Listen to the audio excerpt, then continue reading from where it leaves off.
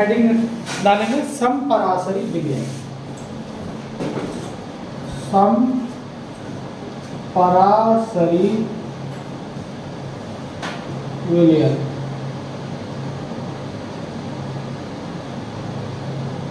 इसमें क्या होता है, ऐसे विलयन देखो इसके नाम में छिपा है, टेम्परेचर सेम लेंगे, सम माने समान, और पराशरी मतलब परासरण दाब, परासरण दाब। ऐसे विलयन जिनका परासरण दाब क्या हो जाए, समान हो जाए, है ना, ऐसा समपराशरी विलयन कहलाता है। तो इसमें से नोट्स में लिखा हुआ है मेरे लास्ट पन्ने पे, लास्ट पन्ने की कहानी है।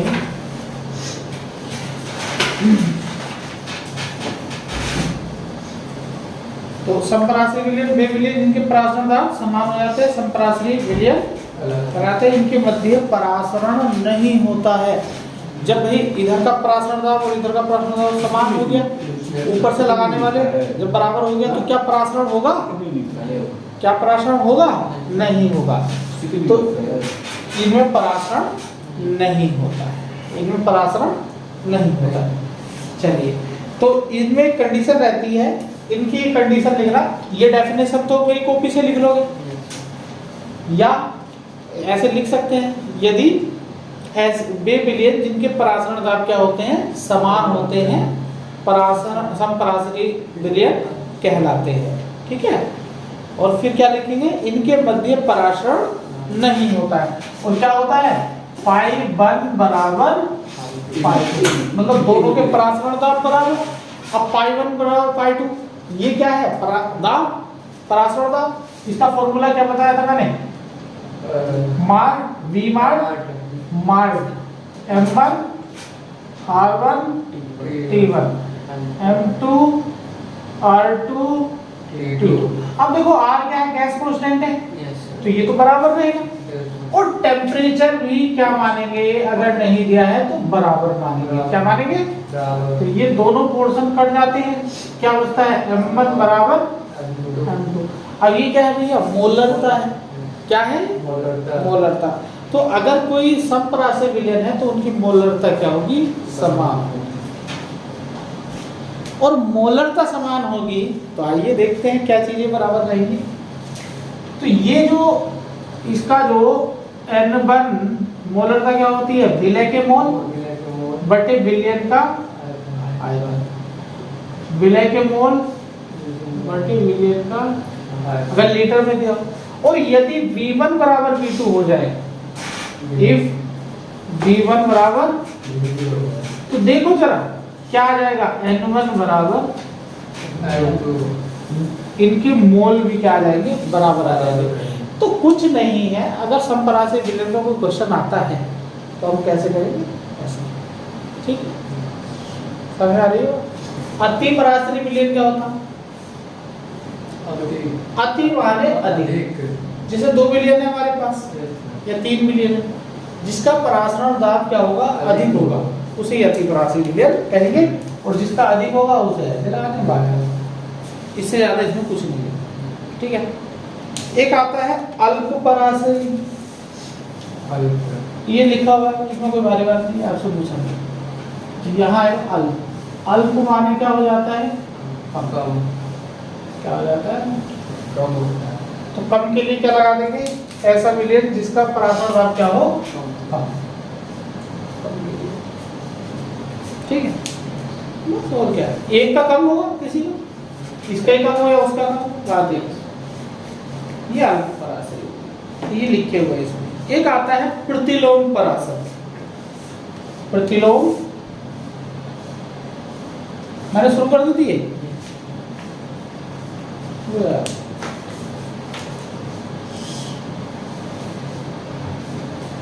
प्रतिलोम परासरण, परासरण, प्रतिलोम परासरण क्या होता है, आप सुनिए, प्रतिलोम परासरण क्या था ये खेल था,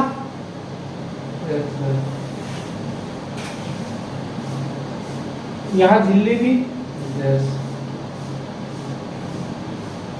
तो क्या हो रहा था, यहाँ परासरण हो रहा था, है ना। क्या इधर को लिक्विड जा रहा था, हमारा शुद्ध जल था, और इधर H2O प्लस NaCl ये था। तो परासरण किधर को हो रहा था, तब हमने एक दाब लगाया, ऐसे करके ऐसे करके ऐसे करके पाइप, मतलब परासरण दाब लगाया। जब परासरण दाब लगाया तो परासरण रुक गया, ये परासरण हो रहा था ना, परासरण मतलब इधर के मॉलिक्यूल उधर जा रहे थे। जब हमने दाब लगाया तो ये रुक गए, ये रुक गए, ठीक है।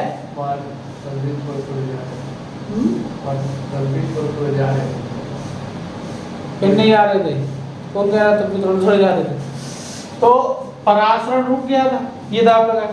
हमने क्या किया, इस पाई को और बढ़ाया, मतलब परासरण दाब पर परासरण रुक गया था, इधर से जो मॉलिक्यूल जा रहे थे रुक गए थे, हमने इसके और दाब लगाया, परासरण दाब से भी ज्यादा दाब लगाया, तो क्या होने लगा, परासरण विपरीत होने लगा, इधर को होने लगा, इधर के कण जो है इधर चलने लगे। इसे बोलते हैं प्रतिलोम परासरण। प्रतिलोम का मतलब होता है उल्टा, है ना। और कब होगा, पहले परासरण किधर हो रहा था, इधर हो रहा था, हमने परासरण दाब लगाया, उसे रोक दिया, उससे ज्यादा लगाया तो किधर होने लगा, इधर होने लगा। तो क्या होगा, यदि विलयन पर परासरण दाब से ज्यादा दाब लगाया जाए तो परासरण की दिशा बदल जाती है, जिसे हम क्या बोलते हैं, प्रतिलोम परासरण। अब इसका उपयोग कहाँ किया जाता भैया, इसका उपयोग कहाँ किया जाता प्रतिलोम परासरण का, इसका उपयोग किया जाता है जैसे समुद्री जल है, देखो समुद्री जल है, तो समुद्री जल यहाँ होगा क्योंकि उसमें सॉल्ट होगा, और इधर प्योर वाटर है, तो पहले परासरण इधर हो रहा होगा, फिर हमने परासरण दाब से ज्यादा लगाया तो समुद्री जल वाला पानी जो है छन करके आने लगा, NaCl वहीं रुक गया, और ये प्योर। तो जो समुद्र का जल है उसका लवणीकरण, लवणीकरण मतलब लवण मतलब सोल्ट वहीं पे रुक जाता है, और उससे प्योर पानी इधर आने लगता है, प्रतिलोम परासरण। जैसे RO, इसका मतलब है, प्रतिलोम का मतलब है रिवर्स, REVRSE रिवर्स, और परासरण का मतलब है ओस्मोसिस, इसे बोलते हैं ओस्मोसिस। ओस्मोसिस मतलब परासरण, और इसका शॉर्ट फॉर्म होती है RO। RO सुना है, क्या करता है, मोटर को शुद्ध करने का काम करता है। तो जब हमारे मोटर में नल का जो मोटर होता है उसमें लवण होते हैं, सोल्ट होते हैं, तो वो क्या करता है, परासरण दाब उसमें प्रक्रिया कराई जाती है, परासरण दाब से भी ज़्यादा दाब लगाया जाता है, और ये काम करने के लिए इसे एनर्जी देनी पड़ती है, और एनर्जी कौन देता है, बिजली से चलता है ना RO, उसे इलेक्ट्रिकल एनर्जी दी, उसने प्रेशर बढ़ाया परासरण दाब से ज़्यादा, तो जो पानी के अंदर लवण है, सोल्ट है, उन्हें सबको रोक दिया, और वहां से प्योर वाटर निकला, है ना। जितना परासरण दाब बढ़ाओगे उतना वाटर प्योर निकल के आएगा, सोल्ट उसमें कम हो जाएगी, ज़्यादा सोल्ट कम करोगे तो भी नुकसानदायक है वाटर आपके लिए। इसी तो RO कहते हैं, RO कैंट का पानी, हाँ। तो रिवर्स ऑस्मोसिस प्रक्रिया द्वारा पानी को क्या किया जाता है, शुद्ध किया जाता है। हाँ, तो लिख लेंगे, ये कैसा प्रोसेस है, नॉन स्पॉन्टेनियस। नॉन स्पॉन्टेनियस मतलब, स्पॉन्टेनियस मतलब जो प्रोसेस अपने आप हो जाए, और नॉन स्पॉन्टेनियस जो अपने आप ना हो। RO अपने आप नहीं होता, ये उसे बिजली दे करके चलाना पड़ता है ना, दाब ज्यादा कर रहे हैं तो नॉन स्पॉन्टेनियस प्रोसेस होता है, महंगा प्रोसेस है। देखो कितने हजार का RO लगता है, महंगा हो गया ना। सुक्रोज विलियन 0.877% यूरिया के विलियन के साथ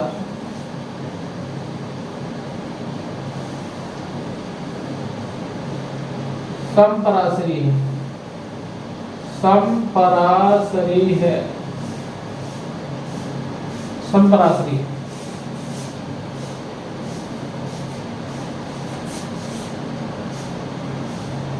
सुक्रोज का मोलर मास दिया है तुम्हें। सुक्रोज का मोलर मास 342 होता। मैंने शॉर्ट में लिख दिया है मोलर। ये वो नहीं है मोलर का मोलर मास। चलो यार ऐसे लिख दो मोलर द्रव्यमान। मोलर द्रव्यमान 342। तो यूरिया का मोलर द्रव्यमान होगा। बताओ कितना होता है मोलर द्रव्यमान यूरिया का? 60 होता है। 60। हाँ पता है। मैं कैलकुलेट कैसे करेंगे? मान लीजिए यूरिया की जगह कुछ और दिया होगा तो हम नहीं कर पाते। तो आइए देखो, एक क्या दिया है 5% WYW सुक्रोज। इसका मीनिंग क्या होता है? पहले तो 5% WYB का मतलब समझो कि 5 ग्राम। देखो W है, ग्राम होगा। कितने ml? 100 विलियन। विलियन 100 है। और ये जो सुक्रोज है वो कितना है? 5 ग्राम। ऐसे ही वो है कि ये भी WYB लेंगे 0.877 ग्राम और कितने में? 100 यूरिया है वो यूरिया। चलिए इनका मीनिंग समझ में आया। समपरासरी का मतलब क्या है? Phi1 बराबर Phi2 B मार्ट MRT यहाँ लगा दो 2, यहाँ लगा दो 1, RT को काट दो। टेम्परेचर सेम पाना, R भी सेम है, कांस्टेंट है। अब भैया M1 क्या होता है? मोलरता क्या होती है? N1/V1 N2/V2। चलो गौर से देखो, ये भी 100 ml है, वो भी 100 ml है। मतलब B1 बराबर B2। तो B1 क्या है? बराबर है B2 बराबर 100 ml। तो क्या ये कैंसिल हो जाएंगे? बिल्कुल हो जाएंगे। बचा क्या? मोल क्या होते हैं? भार बटे W1 बटे M1। अब तुम कहोगे ये M1 नीचे कैसे आ गया? ये अणुभार है, वो मोलरता है ना, सांद्रता का टर्म। W2 बटे W1 देखो कितना है? 5 है। मोलर द्रव्यमान कितना है? 342। W2 हमें क्या करना है? दिया है 0.877 बटे मोलर द्रव्यमान कितना? ये तो निकालना है। तो आप जब निकालेंगे तो इसका M2 की वैल्यू आएगी 60 ही होता है यूरिया का मोलर मास। तो ये आप ऐसे कर सकते हो। समपरासरी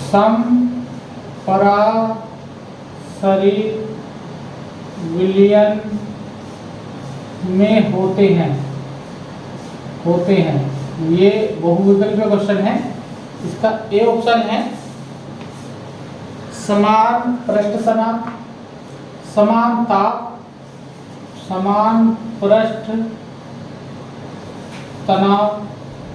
बी ऑप्शन है समान सांद्रता,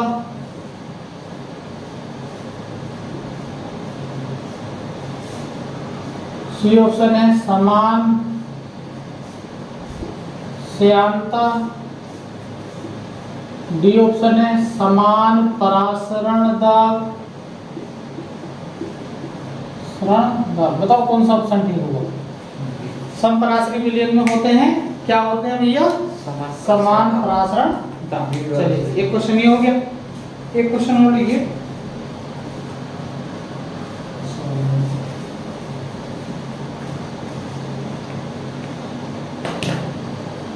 चलिए छोटी सी चीज बताता हूँ मैं इस चैप्टर का, थोड़ा सा जो कल हम टॉपिक पढ़ेंगे वो और भी अपना ठीक हो जाएगा, है ना।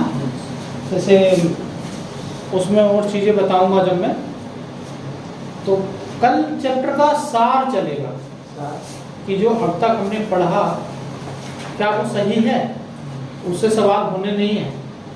अगर बोर्ड में भारी सवाल आ गया तो कल जब लास्ट चैप्टर होगा उससे हो जाएगा।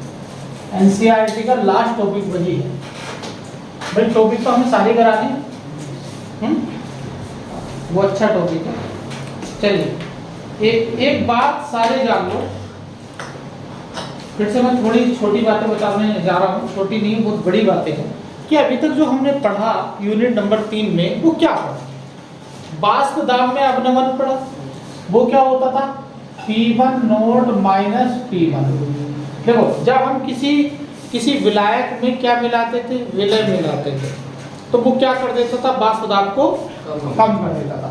तो शुद्ध का वाष्प दाब ज्यादा और इसका वाष्प दाब कम, यह है सापेक्षिक वाष्प दाब में अवनमन, है ना। वाष्प दाब में जो अवनमन है और वो क्या था, विलय के मोल के बराबर। और ये जो विलय का मोल अंश होता था, इसका फॉर्मूला क्या बनता था आगे, N2 upon N2 plus N1।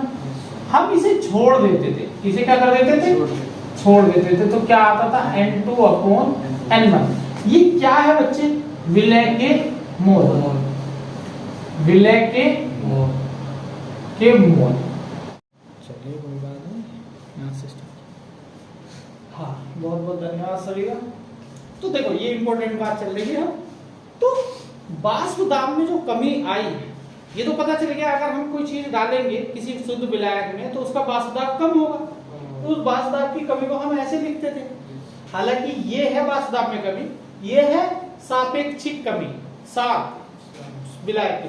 तो वाष्प दाब में जो कमी होती है, वाष्प दाब में कमी वो भैया किसके प्रोपोर्शनल है, किसके प्रोपोर्शनल है, विलय के मोल के, है कि नहीं।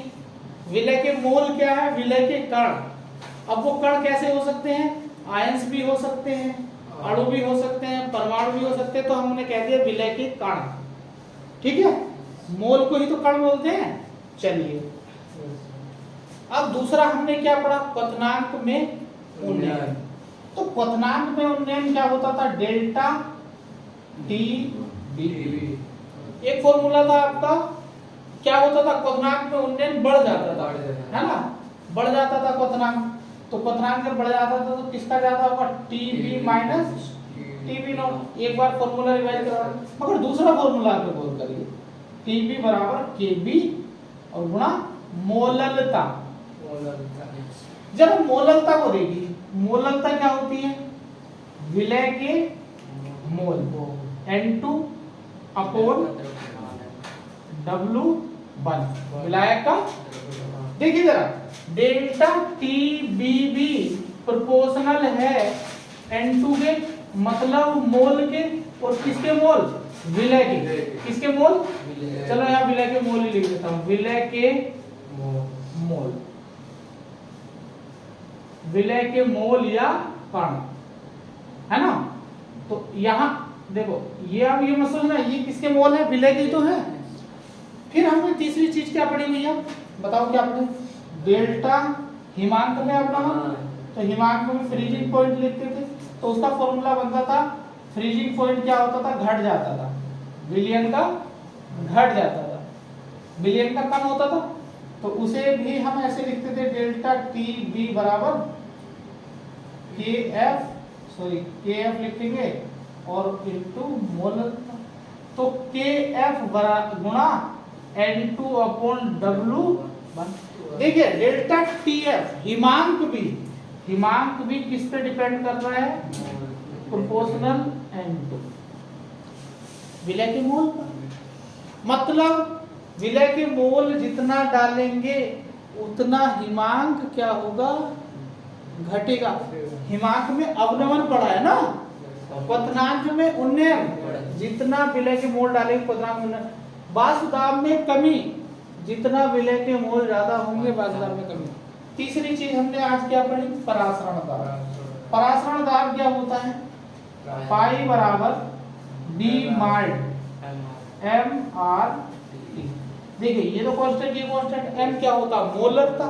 मोलरता क्या होती है रे भैया, मोलरता क्या होती है, विलय के मोल बटे आयतन।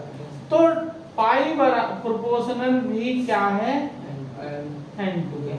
मतलब जो हमने चारों अणु संख्या गुणधर्म पढ़े वो सब किस पे डिपेंड कर रहे हैं, विलय के मोल पर। विलय के मोल अगर हम ज्यादा डालेंगे या हमने विलय ज्यादा डाल दिया तो उसमें क्या होगा, विलय के मोल ज्यादा हो गए, या विलय के कण कैसे हो गए, ज्यादा हो गए। और वो ज्यादा होंगे तो वाष्पदाब में कमी ज्यादा होगी, क्वथनांक में उन्नयन ज्यादा होगा, हिमांक में कमी ज्यादा होगी, परासरण दाब ज्यादा। क्लियर? तो कुल मिला के किस पे डिपेंड कर रहा है, विलय के मोल पर, विलय के कण पर। और वो कण कैसे हो सकते हैं, आयंस हो सकते हैं, परमाणु हो सकते हैं, आयंस पे ज्यादा डिपेंड। तो अभी तक जितने भी सवाल हमने किए अणु संख्या गुणधर्म पे, ये इंपॉर्टेंट बात लिख दी है मैंने, ये कल फिर बताऊंगा एक बार, ठीक है। तो कुल मिला के सारे अणु संख्या गुणधर्म किस पे डिपेंड कर रहे हैं, अणुओं की संख्या पर। किसके अणुओं की संख्या पर, विलय की। तभी तो अणु संख्या क्या है, अणुओं की संख्या। अब अणुओं की संख्या पे डिपेंड कर रहे हैं, अच्छी बात है। चलिए तो इससे निष्कर्ष क्या निकला, इससे निष्कर्ष ये निकला कि अगर विलय की मात्रा ज्यादा या विलय के मोल ज्यादा तो समझो ये सारी चीजें जो भी हैं वो ज्यादा हो जाएगी। वाष्पदाब में कमी ज्यादा हो जाएगी, क्वथनांक में उन्नयन ज्यादा हो जाएगा, क्वथनांक हिमांक में अवनमन ज्यादा हो जाएगा, परासरण दाब ज्यादा। आज मैं इस टॉपिक पे क्वेश्चन कराने जा रहा हूँ, वो विकल्प है सारे, ये बच्चों से हिलते नहीं है। अब दिक्कत ये है कि अभी तक जो हमने पढ़े वो क्या पढ़ा, आइए साहब स्वागत है आपका। तो यार मैं तो डर गया था, खबर नहीं आएगी। तो अभी तक क्या पढ़ा था हमने, क्या क्या पढ़ा था, जरा इधर देखिए, बहुत इंपॉर्टेंट बात बता रहा हूँ। अभी तक हमने ग्लूकोज पढ़ा, C6H12O6। अभी तक हमने सुक्रोज पढ़ा, कैन शुगर, क्या पढ़ा, C12H22O11। अभी तक हमने यूरिया पढ़ा, NH2CO। बताओ ज्यादातर सवालों में यही था कि ये मिलाया जा रहा है इतने ग्राम जल में। तो बताओ क्वथनांक में उन्नयन कितना होगा। ये ऐसे कण है, ये ऐसे ये ऐसे विलय है जो अपने आयनों में नहीं टूटते हैं, जो अपने आयनों में नहीं टूटते हैं, आयंस में नहीं टूटते हैं। क्या ये अपने आयनों में टूटेगा, आज तक देखा है तुमने?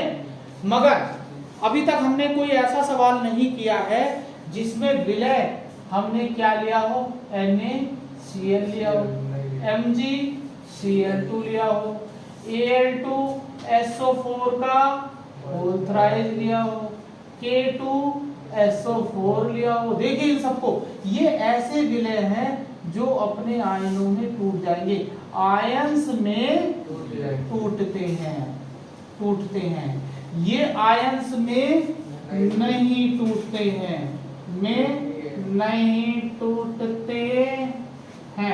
अब जब ये आयंस में नहीं टूटते हैं इन्हें बोला जाता है वैद्युत अनपघट्य।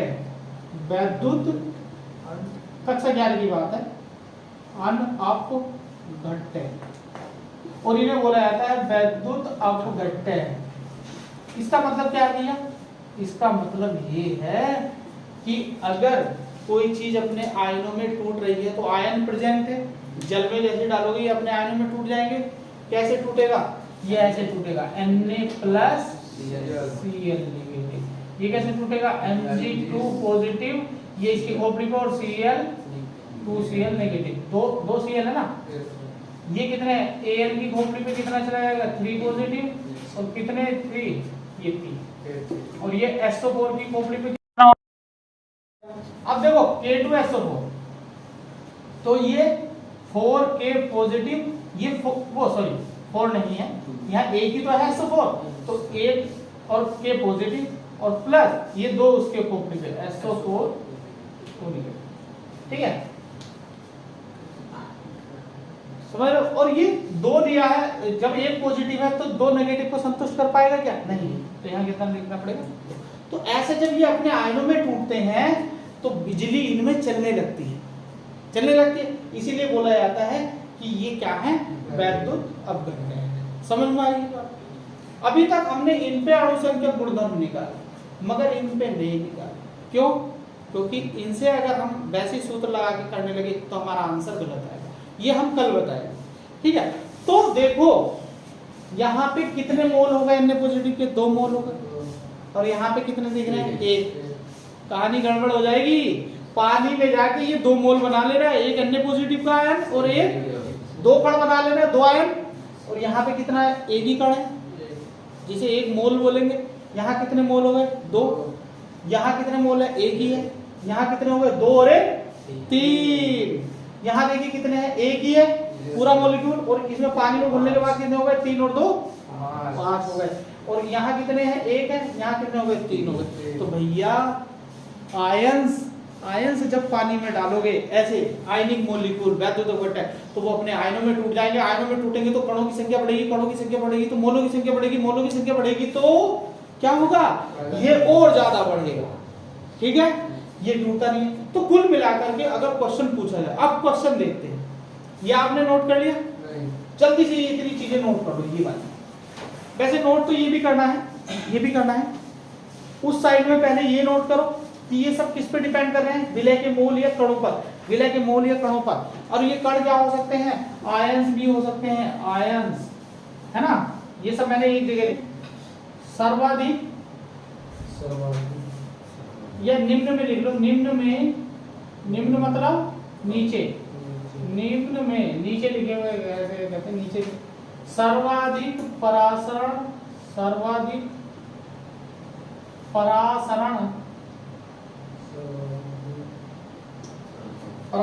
दाब वाला यौगिक है, दाब वाला यौगिक है। हालांकि कल का टॉपिक था ये, तो कल भी बताएंगे। और अभी और बात, नंबर पहला ऑप्शन लिखेंगे भैया 1M NaCl। ये शुरू में क्या दिया है बताओ, कौन बताएगा? 1M मोलरता दी हुई है ये Cl2। परासरण दाब में मोलरता आती ना, तो 1 मोलर, मोलरता कितनी है सबकी? ए क्या कहती है तू? NH3 का होल्डा PO4 CD 1M Na2SO4 जरा गौर करिए, चारों ऑप्शन पे गौर करिए भैया। परासरण दाब अभी मैंने प्रोपोर्शनल करवाया था, परासरण दाब प्रोपोर्शनल होता है, पाई प्रोपोर्शनल होता है। क्या होता है? MRD क्या होती है? N1 वो N2 विलय के मोल या कण या आयंस। अभी बात, ये सारे आयनिक यौगिक हैं, सारे आयनिक सब टूट जाएंगे अपने आयनों में।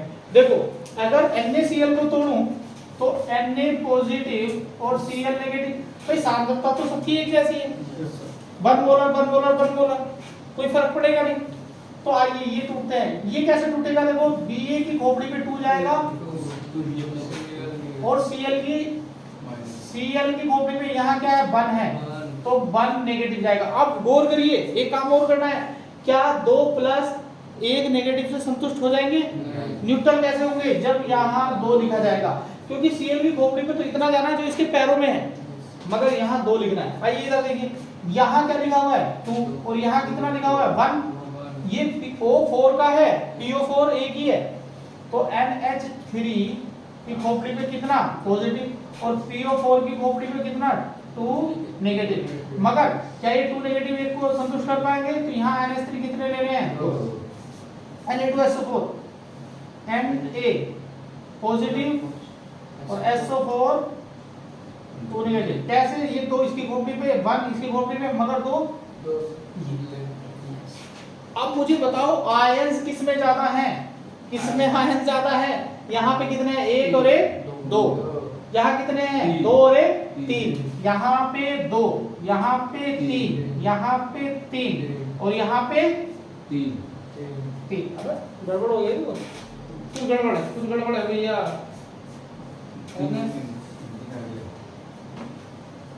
NH4 का होल थ्राई होता है, यहाँ 4 है NH4 का होल थ्राई, NH3 के ऊपर नहीं लगता, होल थ्राई 3 और यहाँ कितने आएंगे? 4। अभी गड़बड़ हो जाता है। अब बताइए किसका परासरण दाब ज्यादा होगा? जिसमें आयंस की संख्या ज्यादा होगी। इसमें मोल कितने हैं? 3 और 1 4। तो ऑप्शन कौन सा हो गया? परासरण दाब किसका ज्यादा होगा? क्या ये बात समझ में आ रही है? आ रही है ना? ये तोड़ना आना चाहिए।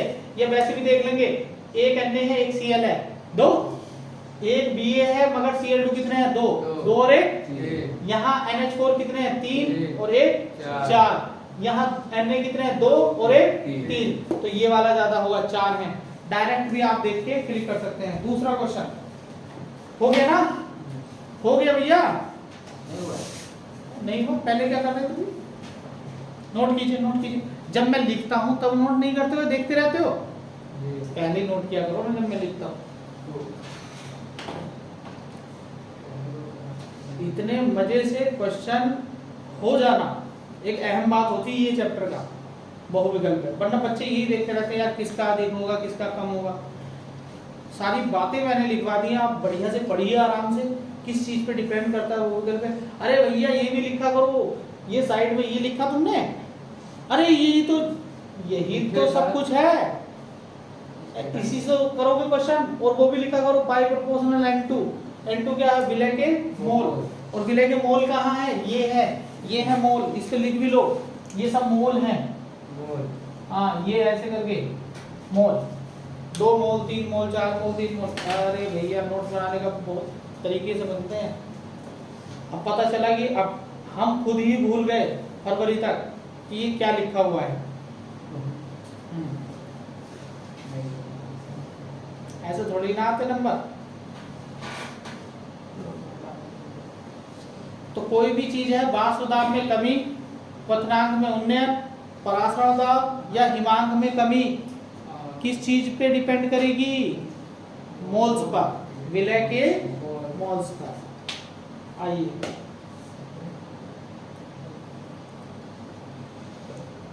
एक क्वेश्चन और लिखेंगे और आपके तुम बताओगे। यही है कुछ। निम्न में सर्वाधिक परासरण दाब किसका होगा? मैं बस ऑप्शन चेंज कर रहा हूँ। अरे ये लिखा हुआ तो है यार।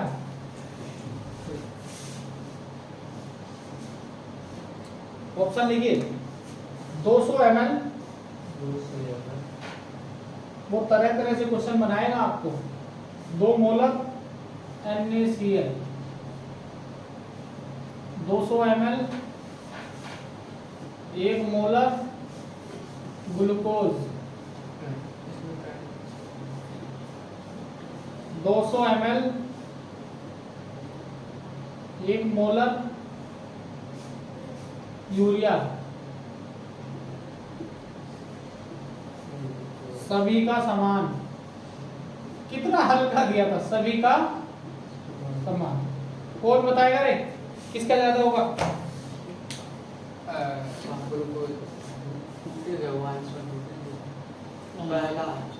पहला ऑप्शन होगा। ठीक है, कैसे? क्योंकि परासरण दाब किस पे डिपेंड कर रहा है? मोल पर।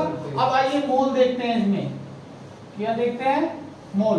इसमें कितने मोल होंगे? 1 और 1 2। जब ये आपने आयनोमीटर टूटेगा, इसमें कितने मोल होंगे? केवल 1 होगा, ये टूटेगा ही नहीं। यूरिया के कितने होंगे? 1 होंगे। और ये तो ऑप्शन, तो क्या कौन सा आंसर हो गया? समझ में आई कोई बात? बेटा पढ़ने के बाद भी गलत करते हैं, इसलिए बार बार रिवीजन चाहिए होता है। चीजों को समझो। और इतने सवाल करा रहा हूं तो तुम्हारी कुछ समझ में आएगा। अभी देखिए और क्वेश्चन होंगे, आंसर नहीं देने का।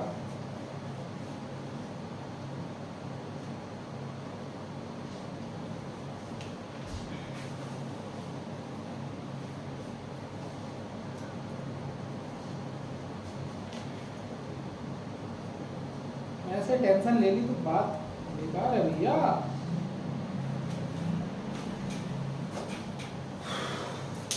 ये क्वेश्चन हो गए, मजा आ रहा है। देखिए, निम्न में से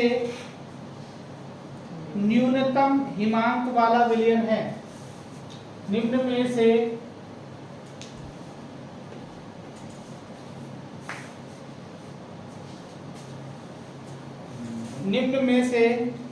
न्यूनतम हिमांक वाला विलयन है। पहले तो इस बात को समझो, न्यूनतम हिमांक में कमी उसमें ज्यादा होगी भाई। जो न्यूनतम हिमांक होगा तो उसमें हिमांक में कमी ज्यादा होगी ना, तो वो यही पूछ रहा है हिमांक में कमी किसमें ज्यादा होगी। तो आपको कुछ नहीं देखना, जैसे भी क्वेश्चन आए मोल्स देखने हैं, मोल्स किसमें ज्यादा हैं। तो ऑप्शन लिखेंगे पोटेशियम सल्फेट। अब के देखो उसने ऐसा दिया पोटेशियम सल्फेट। दूसरा ऑप्शन लिखेंगे बच्चों सोडियम क्लोराइड, सोडियम क्लोराइड। तीसरा ऑप्शन लिखेंगे ग्लूकोज। चौथा लिखेंगे यूरिया। बताओ, तो हिमांक, न्यूनतम हिमांक का मतलब क्या है? हिमांक में कमी ज्यादा है जिसमें है। तो यार हिमांक में कमी क्या होगी? हिमांक की कमी को हम कैसे लिख देते हैं? डेल्टा टी एफ प्रोपोर्शनल, वो तो हंटू के रहेगा विलय के मोल। तो मोल निकालिए, जरा वो निकालेगा भैया। पोटेशियम सल्फेट में कितने मोल होंगे? पोटेशियम सल्फेट का फॉर्मूला होता है K2SO4। तो मोल हो जाएंगे भैया कितने, कौन बताएगा? 2 और 1। अब तुम सोचोगे 4 और 2 6 कर दोगे। ये SO4 है, पूरा SO4 तो एक ही है। और K2 पोटेशियम है 2, ये ऐसे टूटता है K2SO4, K पॉजिटिव और SO4 2 नेगेटिव, और यहाँ 2, तो 2 और 1 3। अच्छा, सोडियम क्लोराइड Na कितने हैं? 2 हैं। और ग्लूकोज में 1, और यूरिया में ग्लूकोज का फॉर्मूला C6H12 और यूरिया का NH2CO। बहुत बेहतर सवाल है। बताओ हिमांक में कमी, न्यूनतम हिमांक किसका होगा? अरे ऑप्शन लगा होगा, इसका ही होगा जिसमें मोलों की संख्या, नोट करिए जल्दी।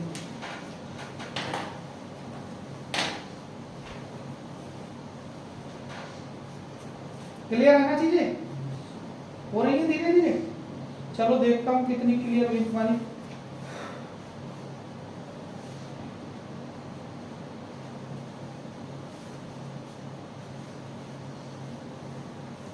आपको जो भी क्वेश्चन आए आपको क्या कर देना है?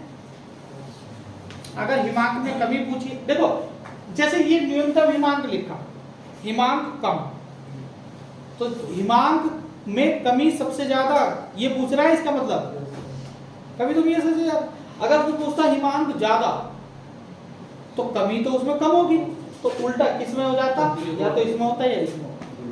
ठीक है, हाँ इसमें होता ग्लूकोज। फिर सांद्रता देता, फिर यहाँ 1 देता, यहाँ ज्यादा देता, 2 देता, यहाँ कोई ऑप्शन ऐसा देता, 2 देता, 3 देता, 4 देता, तो जिसमें कम होता। तो आप समझिए इसका मतलब न्यूनतम हिमांक का मतलब जिसमें सबसे कम हिमांक हो। तो हिमांक में कमी ज्यादा उसमें हुई ना जिसमें कम हिमांक। चलिए नोट करिए, चीजों को समझो, और यही पूछेगा वो आपसे। अगला क्वेश्चन लिखेंगे, भैया।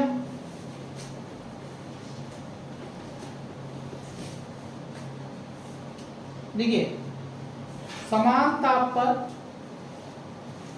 किन विलयनों के युग्म समपराश्री हैं? समान ताप पर, देखो समान ताप दे दिया उसने, समान ताप पर किन विलयनों के युग्म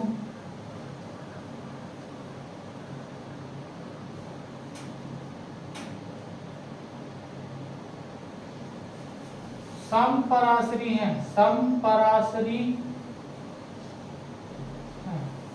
चलिए ऑप्शन लिखिए, इसके ऑप्शन लिखिए।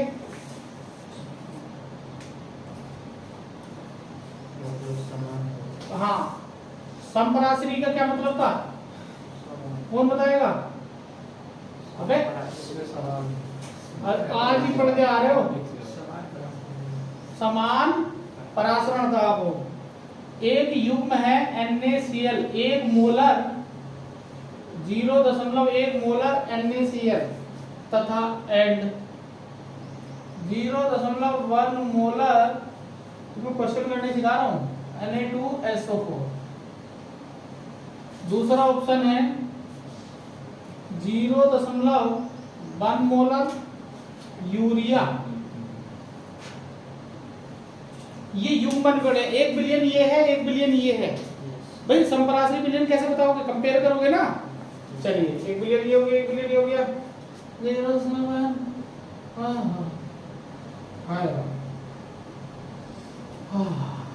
सी option, it is the last question of the lecture. Urea, अपने घर में यूरिया देखा तुमने कहीं? कहाँ? खेतों में भी छोड़ो, फ्री का यूरिया देखा? नहीं देखा।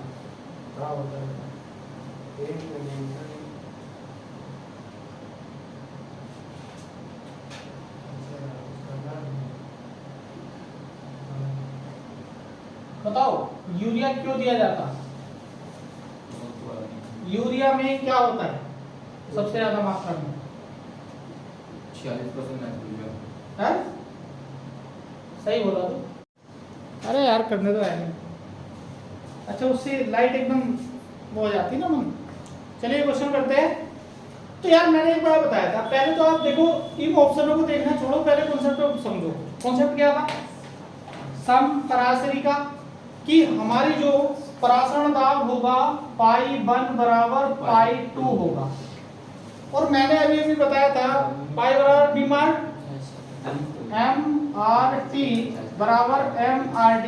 और यार सारी बातें छोड़ो, क्या परासरण दाब अभी बताया था मोलों की संख्या पर डिपेंड करेगा। किधर की मोल? N1 बराबर खत्म कहानी। जिसने ये देख लिया कि जिसके विलयनों के मोल बराबर हैं, आयंस बराबर हैं, समझ लो वही समपराश्री विलयन। आइए चेक करते हैं, इसमें कितने मोल हैं? दो। इसमें कितने मोल हैं? अरे भैया 2 और 1 3। ये तो नहीं है। अगर इसके भी 2 मोल आते, इसके भी 2 मोल आते, तो इसका परासरण दाब बराबर और समपराश्री विलयन। यूरिया का 1, इसका 2, यूरिया का 1 और इसके 2 और 1 3, इसका 2 और 1 और इसका 2 और 1 यही अंतर है। जिनके मोल बराबर, जिनके मोल बराबर उनका परासरण दाब बराबर और वही समपराश्री विलयन। क्लियर हुआ? चलिए आज के लिए करते हैं इतना ही। कल आज मैंने ज्यादातर मॉडल पेपर के क्वेश्चन जो बोर्ड में आए हुए हैं वो करा दिए, तो कल करते हैं कुछ क्वेश्चन। कल एक नया टॉपिक और लास्ट टॉपिक जो बहुत सारे लोग उसे छुड़वा देते हैं, आराम करवाएंगे।